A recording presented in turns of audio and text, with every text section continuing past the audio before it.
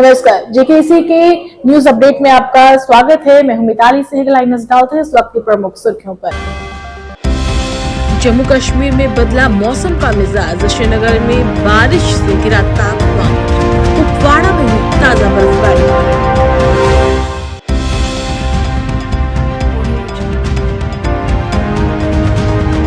Budget 2025 का पूर्व मंत्री प्रिया सेठी ने किया स्वागत, कहा विकसित भारत का सपना होगा साकार।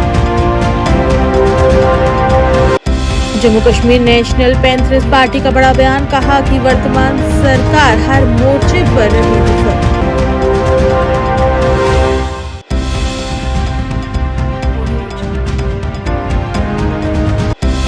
स्वास्थ्य मंत्री सकीना आइटू ने जीएमसी अनंतनाग में 2 नए ब्लॉकों का किया उद्घाटन।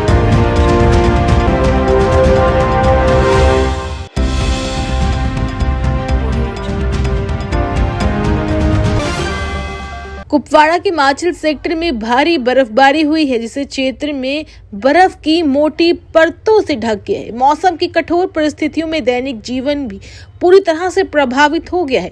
तापमान में काफी गिरावट आई है और सड़कें दुर्गम हो गई है। भारी बर्फबारी के कारण केरन, माछिल, करनाहा और तंगदार की ओर जाने वाली सड़कें वाहनों की आवाजाही के लिए बंद कर दी गई है, जिससे ये दूरदराज के इलाके और ही ज्यादा अलग थलग हो गए हैं। इस मौसम में क्षेत्र में तैनात सुरक्षा बलों के साथ साथ स्थानीय निवासियों के लिए भी चुनौतियां खड़ी हो गई हैं। सुरक्षा सुनिश्चित करने के लिए अधिकारी स्थिति पर बारीकी से नजर रखे हुए हैं और स्थिति अनुकूल होते ही कनेक्टिविटी बहाल करने के लिए भी काम किया जाएगा।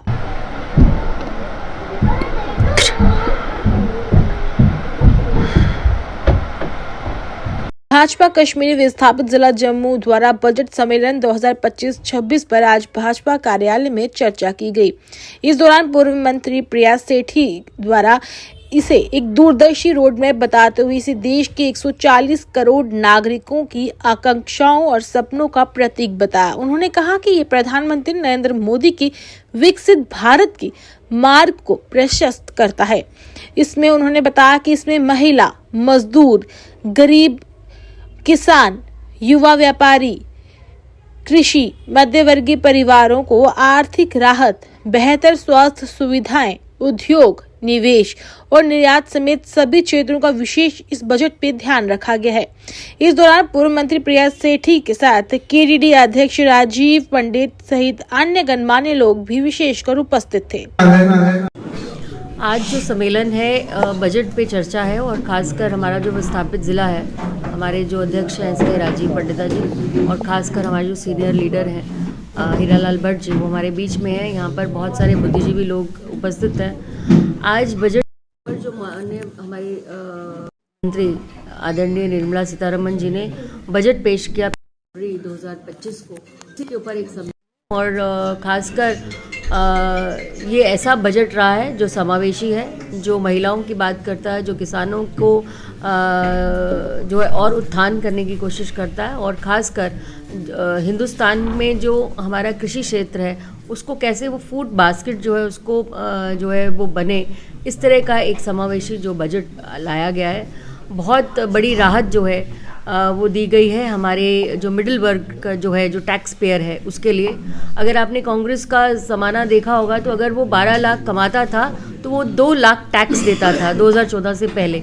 लेकिन माननीय प्रधानमंत्री जी के नेतृत्व के अंदर इस बार का बजट का अगर जो व्यक्ति 12 लाख कमाता है साल का, उसको कोई भी टैक्स देने की ज़रूरत नहीं है।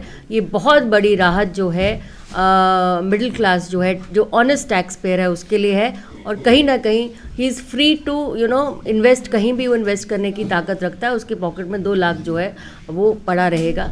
खासकर ये जो बजट है ये एक समावेशी बजट है। इसमें युवाओं के लिए बहुत है, इसमें हमारा जो बहुत बैकबोन होता है, जो हमारा शिक्षा का क्षेत्र है उसके लिए बहुत एक बहुत बड़ा बजट जो दिया गया है। टिंकरिंग लैब्स कैसे खोली जाएंगी, कैसे विद्यालय जो है उसको करे जाएंगे और कैसे जो आने वाले समय के अंदर मेडिकल फैसिलिटीज़ को कहीं ना कहीं किया जाएगा।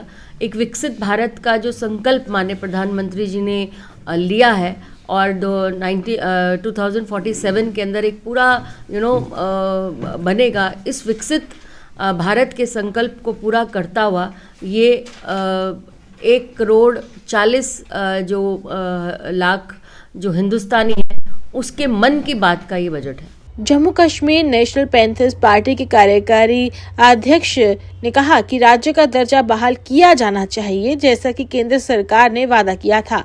उन्होंने ये भी उल्लेख किया कि नेशनल कॉन्फ्रेंस जनता के प्रति अपनी प्रतिबद्धता में विफल रही है और यदि अभी चुनाव होते हैं तो ये स्पष्ट है कि एनसी हार जाएगी और एक भी सीट जो है सुरक्षित नहीं कर पाएगी। हकीकत सिंह ने भी कहा कि शराब जो है इस राज्य में बंद करनी चाहिए और इस पर पूरी तरह से प्रतिबद्ध लगाया जाना चाहिए ताकि जम्मू कश्मीर को नशा मुक्त शहर बनाया जा सके। एक रीजन में, जम्मू रीजन में एक पार्टी को अक्सरियत मिली हरियाणा असेंबली इलेक्शन में, जिनकी सरकार दिल्ली में है, और दूसरी पार्टी को कश्मीर में भारी अक्सरियत से चुना गया और उनकी सरकार जम्मू कश्मीर में इस वक्त है। हमें लगता है कि जैसे एक छोटा पेड़ बड़े पेड़ के नीचे दब के रहता है, वही हमें दिख रहा है। और 4 महीने से जायद वक्त गुजरने के बाद भी ना रियासत का दर्जा बहाल हुआ है, ना कोई यहाँ सरकार नाम की चीज हमें नजर आ रही है। और बड़े अफसोस से कहना पड़ता है, हमारी चुनी हुई सरकार ने 2-4 मिनिस्टर बनाए हैं और जो जिनका अवाम के साथ राब्ता ही नहीं है, वो सिर्फ सरकारी मीटिंगों में मुशर्रफ है। और हमारी जो इतलात हैं और जो हमने खुद भी देखा है, कोई भी मिनिस्टर किसी भी नुमाइंदे लोगों के अवाम से नहीं, उनके साथ राब्ता नहीं है। और ये हाल एलजी सरकार से भी बदतर है आज के दिन में। तो हमारी ये सरकार से ये सरकार से हमारा एक गुजारिश रहेगी कि जल्द अज जल्द रियासत का दर्जा बहाल किया जाए। और नेशनल कॉन्फ्रेंस की सरकार बनने से पहले इन्होंने वादे किए थे कि हम रियासत का दर्जा बहाल करवाएंगे, और साथ ही बहुत बड़े बड़े वादे किए, एक भी वादा पूरा नहीं हो पा रहा है इनसे। और आज आप खुद देख रहे हैं, जो इलेक्शन से पहले इसी हुक्मरान जमात का एक रवैया था, जो इनका अंदाज था, वो बिल्कुल चेंज हो गया है। और वो ऐसे लगता है कि यहाँ की हुक्मरान सरकार जो जम्मू कश्मीर की है, ये दिल्ली सरकार की एक पपेट बनकर रह गई है। और इसमें मुझे कोई शक नहीं है कहने में कि ये सरकार फेल हो रही है। और आज अगर इलेक्शन हो जाए, ये सरकार पूरी तरह हार जाएगी, इनको एक सीट भी नहीं आएगी। स्वास्थ्य मंत्री सकीना इटू ने जीएमसी अनंतनाग में 2 नए ब्लॉकों का उद्घाटन किया। उन्होंने कहा कि डॉक्टरों का पेशा एक महान पेशा है, क्योंकि इसका उद्देश्य बीमार लोगों की सेवा करना है। चिकित्सा सुविधाओं के मामले में जीएमसी अनंतनाग लोगों को लगातार सुविधा प्रदान करता आ रहा है। वहीं जीएमसी अनंतनाग में कैथ लैब का भी साथ ही उद्घाटन किया गया। अस्पताल में आपातकालीन सेवाओं का भी जायजा लिया। उन्होंने अस्पताल प्रशासन को आपातकालीन प्रतिक्रिया प्रणाली को मजबूत करने और आपातकालीन रोगियों को समय पर चिकित्सा सहायता प्रदान करने का भी निर्देश दिया। इस दौरान स्वास्थ्य मंत्री के साथ विधायक पहलगाम अल्ताफ कालू, विधायक अनंतनाग पीरजादा सैयद, विधायक पश्चिम अब्दुल माजिद लालमी सहित जिला अनंतनाग के 4 विधायक भी थे और अनंतनाग पूर्व के विधायक रियाज खान भी विशेषकर उपस्थित थे।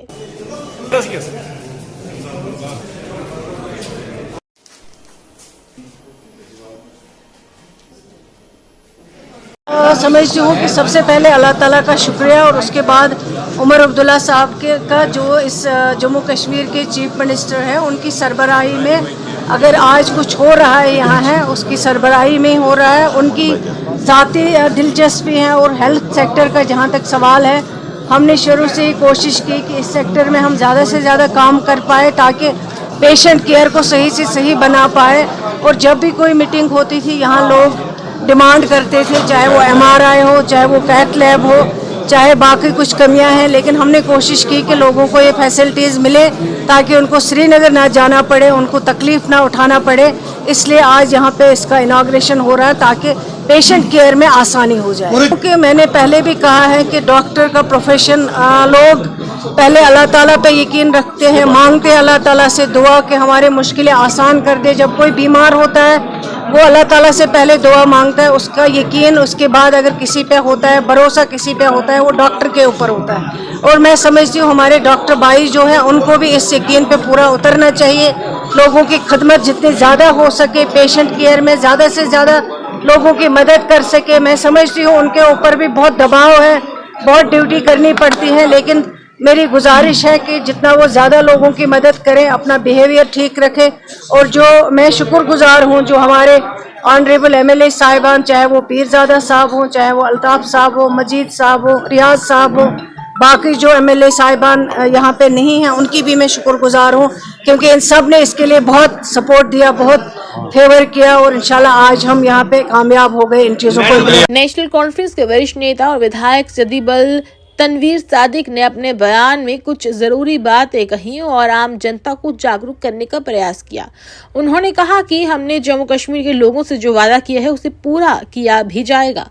बजट आने तक का ही इंतजार करें। बजट आने के बाद सारी की सारी समस्याएं दूर की जाएंगी। तनवीर ने कहा कि हमारी सरकार आने वाले महीनों में सरकार द्वारा किए गए अन्य सभी वादे भी जरूर पूरे करेगी। उन्होंने कहा कि इस समय कम बर्फबारी और बारिश के कारण लोगों को पानी का उपयोग भी सोच समझ कर करना चाहिए, जिससे पानी को बचाया जा सके और जरूरत के समय हमें पानी पर्याप्त मात्रा में मिल सके। उन्होंने कहा कि लोग ये भी कहते हैं कि नेशनल कॉन्फ्रेंस को तोड़ दिया जाएगा। उन्होंने कहा कि ये खाली सपना देख रहे हैं, ऐसा कुछ भी नहीं होगा। उन्होंने कहा कि हम पूरी ईमानदारी से जनता की सेवा करेंगे और जनता के दिल में भी उतरने का प्रयास करेंगे। सर ये बताइए कि अभी प्लेस किया जा रहा है पीएम मोदी को और उमर अब्दुल्ला को यहाँ की अपोजिशन जो है टॉन्ट कर रही है, अपोज कर रही है, तो आप इस स्टेटमेंट को कैसे देखते हैं? खासकर जो टनल का इफ्तिताह हुआ था सोनमर्ग में, उस पर ज्यादा अभी सियासत जो है गरमाई जा रही है, उस पर क्या कहेंगे? मतलब किस हिसाब में वो टॉन्ट कर रहे हैं? जिस तरह से उमर अब्दुल्ला ने वहां पर स्पीच किया था उसको देखिए, चीफ मिनिस्टर साहब अगर प्राइम मिनिस्टर की तारीफ नहीं करेंगे तो किसकी करेंगे? अमेरिका के प्रेसिडेंट की तारीफ करेंगे। हम चाहते हैं कि एक रिलेशनशिप जो वर्किंग रिलेशनशिप हो। मैं बार बार कहता हूं working relationship Jammu and Kashmir और दिल्ली के साथ बहुत जरूरी है, क्योंकि यहाँ बहुत सारे मसाइल हैं।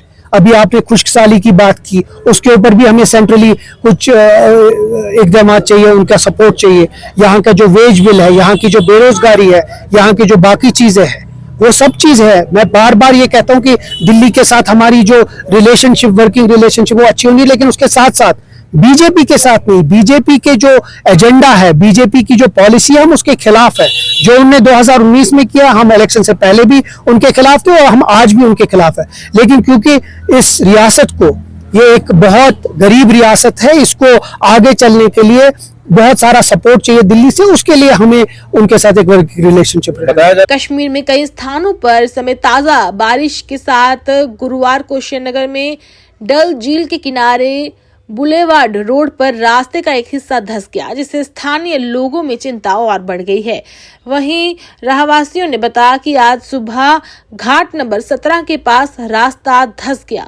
उन्होंने पथ के धंसने पर चिंता व्यक्त की है। रास्ते को धंसते हुए उन्होंने कहा कि ये बहुत ही बड़ा चिंता का विषय है। उन्होंने कहा कि इससे पैदल चलने वाले और सड़क पर आने जाने वाले वाहनों के लिए खतरा पैदा हो सकता है। उन्होंने अधिकारियों से आगे की क्षति को रोकने और लोगों को सुरक्षा सुनिश्चित करने के लिए तत्काल कदम उठाने की अपील की है। वहीं एक अधिकारी से बातचीत करते हुए उन्होंने बताया कि इन्हें इसकी जानकारी मिल गई है और निरीक्षण के लिए एक टीम भी तैनात कर दी गई है और जल्द ही बहाली का काम भी शुरू किया जाएगा, जिससे आम जनता को कोई भी मुश्किल नहीं आएगी।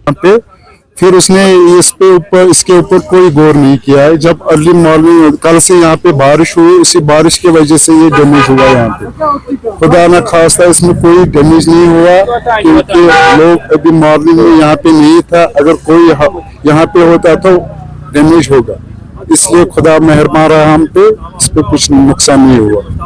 तो स्मार्ट सिटी के तहत प्रोजेक्ट, स्मार्ट सिटी का प्रोजेक्ट था। यहाँ पे उन लोगों ने यहाँ पे ये खाली पार्क पे टाइल्स लगाए, मगर इसका ये जो असली ये जो बेसमेंट रहता है, ये जो ये आप देख रहे हैं दीवार देख रहे हो, इसमें आप गवर्नमेंट कोई तवज्जो नहीं दे रहा, क्योंकि ये खस्ता हुआ है। अगर ये कंक्रीटेड होगा तो इसमें कोई मसला नहीं होगा। इसमें कंक्रीटेड होना चाहिए, इसके कंक्रीट मतलब इसमें ये जो दरिया की लहरें होते हैं उससे ये डैमेज होती है। तो ये ऊपरी तरह से ये ठीक किया गया, रंग रोगन ऐसे बेसमेंट वीक ही रहा। बेसमेंट सही नहीं था इसका, अभी भी नहीं है। मतलब ये देखो, ये आपने एक जगह में देखा, आप सर्वे कीजिए बेलगेट से ताकि निशान तक, इसमें ये डैमेजेस आएगा। अच्छा, ये खस्ता हुआ नीचे से। आप गवर्नमेंट से कुछ चाहेंगे? गवर्नमेंट से हम रिक्वेस्ट कर रहा है कि ये आप इसमें तवज्जो दीजिए कि जो भी आप अगर कोई वर्क कर रहे हैं यहाँ पे, कि इसमें ये मतलब सही होना चाहिए। सही क्या होना चाहिए? क्योंकि इसमें कंक्रीटेड होना चाहिए। ऐसा नहीं रंग रोगन ऊपर से होता है तो फिर बाद में ऐसे ही होता है, फिर मतलब साल में 1 साल निकल जाता है, फिर वैसे ही बात रहेगा नहीं। मगर अगर गवर्नमेंट कोई कदम उठाएगा तो वो पूरी तरह अच्छी तरह काम वर्क करे यहाँ पे। ये कंक्रीटेड, क्योंकि इसके पीछे दरिया आता है, इसके लहरों से आता है, मतलब ये ऊपर से मतलब लहरें आते हैं नीचे से, फिर ये खस्ता हो जाता है। तो आप मानते हैं कि स्मार्ट सिटी का काम ठीक तरह से नहीं हुआ? नहीं हुआ, मेरी नजरों से ये ठीक नहीं हुआ। ये नहीं होता है कि ऊपर से आप पाथ पे टाइल्स लगाए कि नीचे से, दरअसल बेस होना चाहिए, फिर अच्छा होगा वर्क। जेकेसी के इतना ही। मैं थी आपके साथ मिताली सहगल। आप देख रही है जेकेसी न्यूज। नमस्कार।